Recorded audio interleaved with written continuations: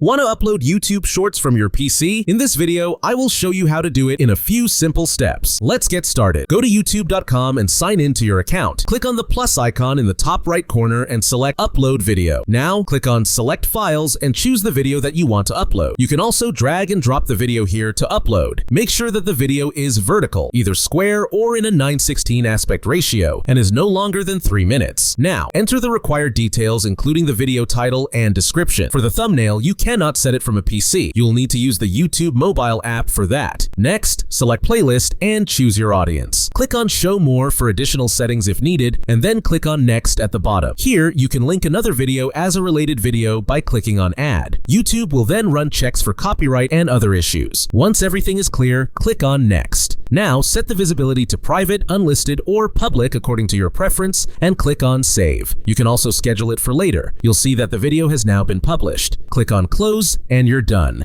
That's all for this video. If you found this video helpful, don't forget to like, share, and subscribe. Thanks for watching, and I'll see you in the next video. Bye.